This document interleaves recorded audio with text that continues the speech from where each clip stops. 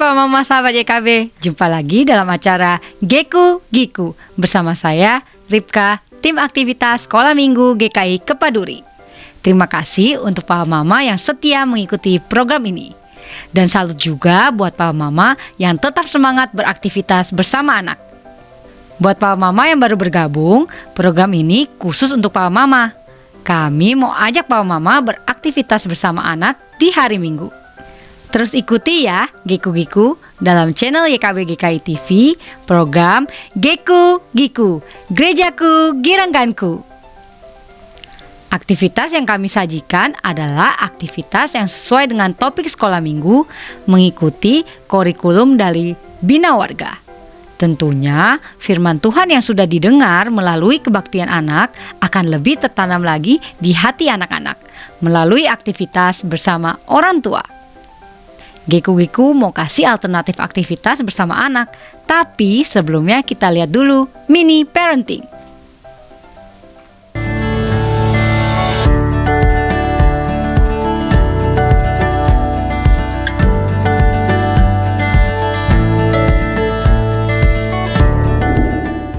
Loving Parents, jumpa kembali dalam acara Mini Parenting, di mana di dalamnya kami akan menyajikan tips pendek tentang bagaimana kita mendampingi anak-anak yang telah Tuhan anugerahkan dalam keluarga kita. Saya Pendeta Arlianus Larosa. Loving Parents, pernahkah melihat seorang anak menangis meraung-raung dan berguling-guling di tempat umum? Dapat dipastikan bahwa anak tersebut sedang mengekspresikan kesedihan atau mungkin kemarahannya karena ada hal yang ia mau namun tidak dipenuhi oleh orang tuanya. Sedih, marah, kesal, kecewa, itu semua perasaan yang wajar dialami setiap manusia, dan karena itu wajar juga dialami oleh anak-anak. Meskipun perasaannya wajar, namun perilaku sebagai ekspresi dari perasaan tersebut tetap perlu terkendali. Perilaku yang tidak terkendali dapat mengganggu atau membahayakan orang lain, bahkan membahayakan diri sendiri juga. Peran orang tua dalam membimbing anak mengendalikan perilakunya sangatlah penting. Untuk itu ada sedikitnya 5 cara yang dapat atau biasa dipakai oleh orang tua dalam upaya mengendalikan perilaku anak. Kelima cara tersebut adalah permintaan, perintah, manipulasi fisik secara halus, menghukum, dan modifikasi perilaku. Nah, mari kita telah satu persatu cara ini sehingga kita dapat memilih cara yang paling tepat, cara yang membuat anak-anak kita tetap merasa dicintai dan atmosfer cinta tanpa syarat tetap terbangun dan dapat terpelihara. Kita mulai dengan yang pertama, permintaan. Permintaan ini biasanya mengambil bentuk pertanyaan dengan nada suara yang rendah. Seperti, bisakah kamu memindahkan sepatumu ke tempatnya? Permintaan ini cukup membantu mengontrol tingkah laku anak karena nada yang dipakai menyejukkan. Permintaan ini juga menunjukkan respek. Permintaan menawarkan status kehendak bebas. Secara implisit ada kerjasama antara penanya dan penjawab. Sehingga secara alami anak akan mewujudkan permintaan kita.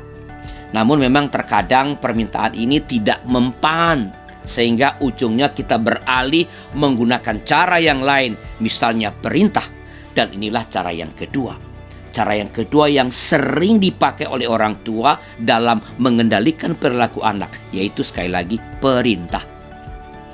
Mengingat status orang tua sebagai orang yang melahirkan, memelihara, dan mencukupkan kebutuhan anak, maka seringkali orang tua merasa wajar memakai perintah untuk mengubah perilaku anaknya.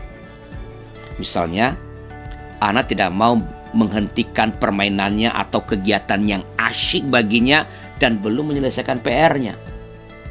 Orang tua yang menggunakan cara perintah mungkin akan mengatakan, "Nak, sekarang juga matikan TV-nya dan belajar." Mendengar intonasi perintah orang tua, apalagi jika dibarengi dengan mata yang melotot, kedua tangan ditaruh di pinggang, dan telunjuk orang tua mengacung-acung, maka kemungkinan besar anak akan patuh. Ia akan beranjak dari kegiatannya dan beralih mengerjakan PR-nya. Untuk sementara, orang tua puas dengan cara perintah ini. Namun, loving parents, perlu diketahui bahwa ketika anak patuh saat diperintah, belum tentu karena ia mengerti. Anak belum tentu paham bagaimana seharusnya mengatur waktu, sehingga ia menunggu orang tua memberikan perintah dulu baru mengerjakan tugas sekolahnya. Tentu bukan ini yang kita harapkan, kan? Cara perintah ini juga, loving parents, dapat menimbulkan luka hati sebagai dampak negatif dari kata-kata perintah yang diucapkan, mimi wajah yang garang yang kita tunjukkan, dan gerak tubuh meremehkan atau mengancam anak. Perasaan takut dan terluka yang dialami terus-menerus dapat menghambat perkembangan anak dan mengganggu relasi orang tua anak. Loving parents, membimbing anak untuk mengendalikan perilaku dengan cara perintah tidak menunjukkan rasa hormat, tidak ada kerjasama, dan tidak ada ruang pilihan. Dan yang paling penting, cara perintah ini melimpahkan tanggung jawab kepada yang memberi perintah dan bukan kepada yang melakukannya. Bagi anak, yang penting ia sudah melakukan perintah dan selesai. Cara ketiga untuk mengendalikan perilaku anak yaitu manipulasi fisik halus. Cara ini paling efektif dan direkomendasikan. Cara manipulasi fisik ini adalah secara lembut kita mengarahkan anak untuk melakukan yang benar. Misalnya, anak ngamuk di tempat umum karena ia ingin dibelikan mainan. Menggunakan cara manipulasi fisik berarti anak digendong atau digandeng berjalan menjauh dari area tempat mainan. Jika anak sudah tenang, maka orang tua dapat menjelaskan mengapa ia tidak mendapatkan yang ia mau. Cara ini tetap memelihara atmosfer cinta tak bersyarat. Cara keempat yang biasa digunakan oleh orang tua untuk membimbing anaknya mengendalikan perilaku adalah hukuman. Hukuman ini banyak dilakukan oleh orang tua. Padahal cara ini termasuk cara yang sulit dan beresiko. Menghukum dengan benar itu, loving parents, memerlukan kepala yang dingin, emosi yang stabil, pengetahuan tentang perkembangan dan kepribadian anak, fakta yang sedang dihadapi anak, keadilan dan konsistensi orang tua dalam menerapkan hukuman. Menghukum anak itu tidaklah sederhana seperti sekadar menjauhkan hal yang ia sukai atau berdiri di pojok ruangan atau membatasi ruang gerak. Cara terbaik jika orang tua menggunakan hukuman adalah dengan memikirkan atau merencanakan terlebih dahulu apa hukuman yang tepat bagi anak yang menunjukkan perilaku buruk tertentu. Dan ini, saya ulangi, dan ini perlu disepakati oleh semua anggota keluarga termasuk anak. Merencanakan hukuman akan terhindar dari kesewenang-wenangan dan lampiasan emosi. Hukuman yang dilakukan tanpa pemikiran dan perencanaan yang matang potensial menorehkan luka di kehidupan anak kita. Anak tidak dapat merasakan cinta tanpa syarat. Cara kelima yang biasa dilakukan oleh orang tua dalam upaya membimbing anak mengendalikan perilakunya adalah modifikasi perilaku. Perilaku yang dianggap baik dihargai, dan sebaliknya perilaku yang tidak baik dikenai hukuman. Loving parents, cara seperti ini sama sulitnya dengan hukuman karena orang tua perlu merencanakan dan mencari penghargaan dan hukuman yang tepat. Cara modifikasi perilaku ini sering kita lihat di arena pertunjukan binatang. Jika patuh, binatang dapat makanan. Jika tidak patuh, sudah siap dengan pecut. Nampaknya ini efektif untuk binatang, namun belum tentu untuk manusia. Modifikasi perilaku ini dapat menggerakkan orang tua dan juga anak bergeser dari pola cinta tak bersyarat. Modifikasi perilaku ini juga menggerakkan anak pada orientasi yang egoistik. Apa hadiah saya? Apa yang saya dapatkan? Loving parents, apabila teknik modifikasi perilaku ini mendominasi hubungan orang tua dengan anak, maka rumah akan menjadi tempat berbasis transaksi, di mana orang melayani satu dengan yang lainnya bukan lagi karena cinta, tapi karena keuntungan atau karena ketakutan. Nah, loving parents, mari kita lihat kembali cara-cara yang biasa kita gunakan untuk membimbing anak untuk mengendalikan perilaku mereka. Hindari menggunakan cara-cara perintah, hukuman, dan modifikasi perilaku. Sebaliknya, teruslah berlatih, latihlah skill parenting kita untuk menggunakan cara permintaan dan manipulasi fisik halus. Pastikan tujuan kita dalam membimbing anak-anak untuk mengendalikan perilaku dapat tercapai dan anak tetap merasakan cinta tak bersyarat dari kita, orang tuanya. Sebagai penutup, bila ingin berhasil menjadi orang tua yang bijaksana bagi anak-anak yang telah Tuhan anugerahkan dalam keluarga kita, berilah waktu yang memadai untuk beraktivitas bersama dengan anak-anak. Bila loving parents membutuhkan ide tentang aktivitas bersama dengan anak-anak, silakan lihat acara Geku Giku di kanal YouTube YKB GKI TV. Itu saja.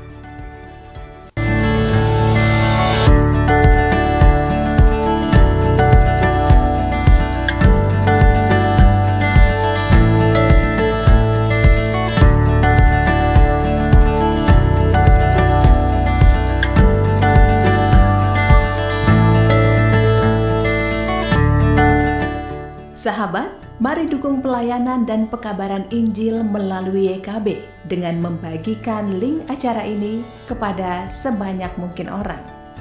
Dukungan juga dapat saudara lakukan dengan mentransfer dukungan finansial ke rekening BCA ke nomor 450 305 2990 450 305 2990 atas nama Yayasan Komunikasi Bersama.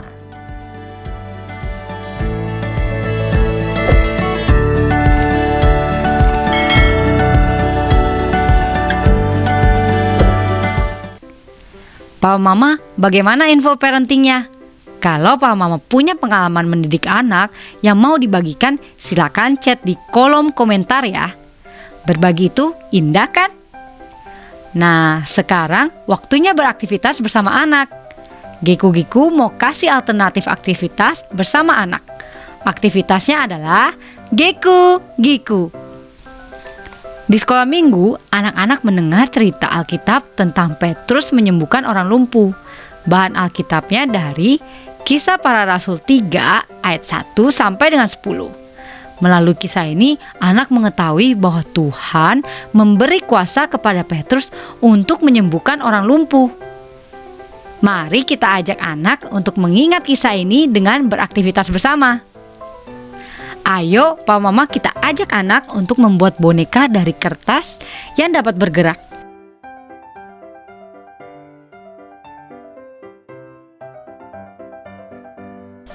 Bahan-bahannya adalah origami, gelas kertas, baterai, karet, gunting, selotip, spidol, dan lem. Cara membuatnya, kita ambil gelas kertas, lalu kita menggambar.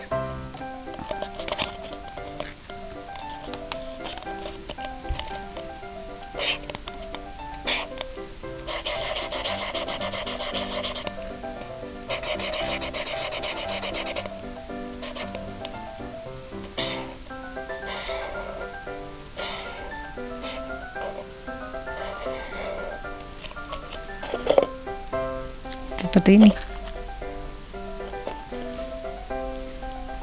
Lalu kita ambil origami.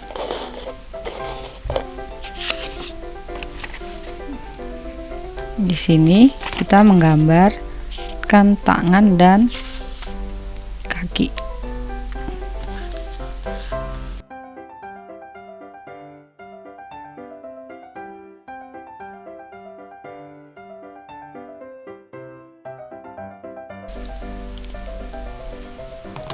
Setelah itu kita ambil gunting. Kita akan gunting.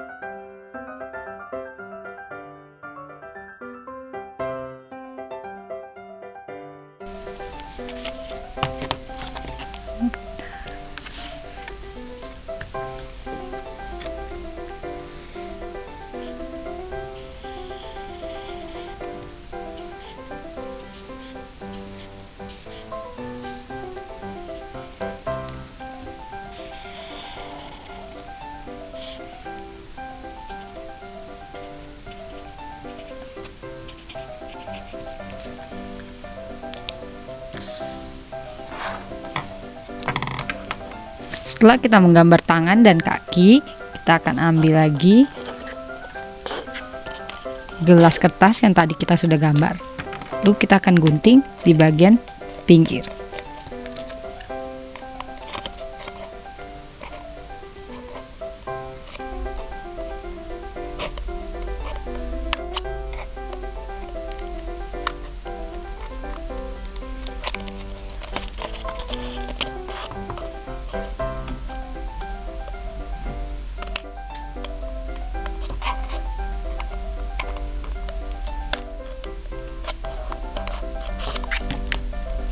Lalu kita lipat,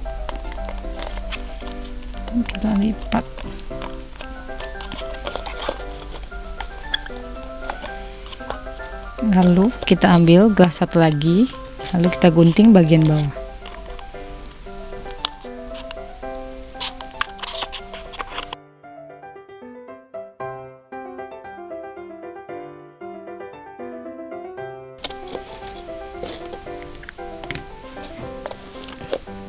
Lalu kita tempelkan dulu tangan.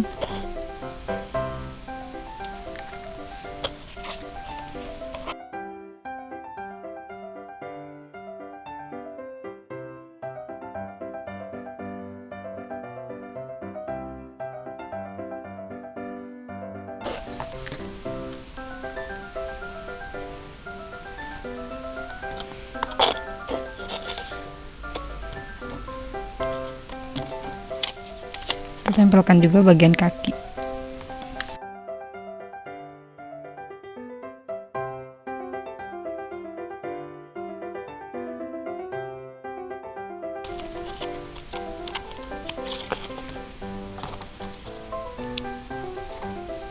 Terakhir kita ambil baterai dan karet.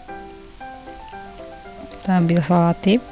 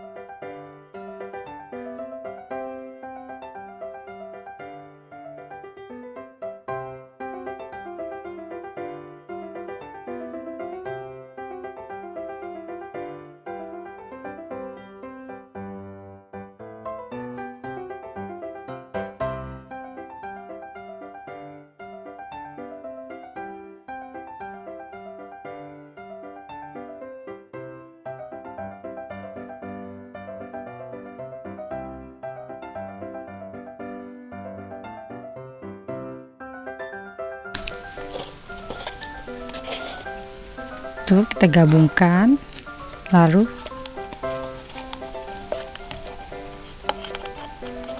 tekan karet di bagian gelas tadi yang telah kita gunting.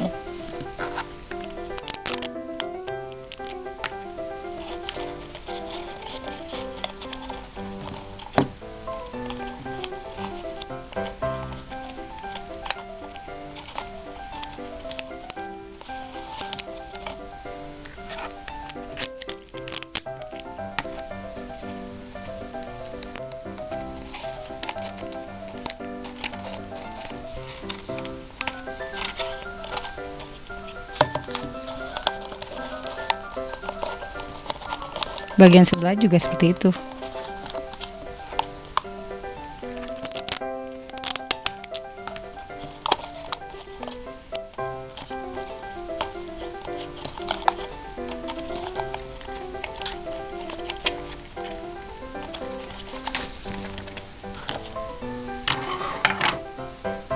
Jadi deh, agar boneka kertas ini dapat bergerak, kita bisa memutar baterai yang tadi kita sudah buat.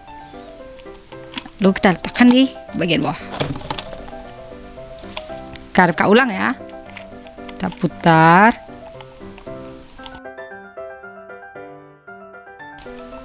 Lalu kita letakkan di bagian ini. Setelah selesai beraktivitas, ajak anak untuk menyebut bahwa Tuhan memberi kuasa kepada Petrus untuk menyembuhkan orang lumpuh. Orang lumpuh jadi dapat berjalan. Papa Mama dapat juga mengajak anak untuk mendoakan orang yang sedang sakit.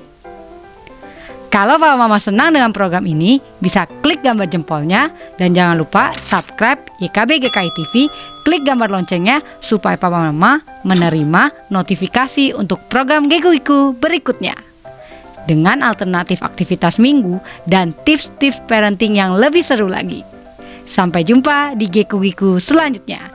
Geku-Giku, gerejaku, giranganku. Dah.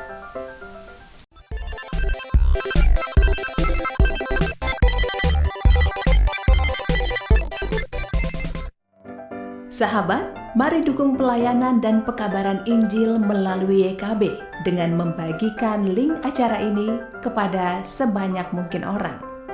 Dukungan juga dapat saudara lakukan dengan mentransfer dukungan finansial ke rekening BCA ke nomor 450 305 2990 450 305 2990 atas nama Yayasan Komunikasi Bersama.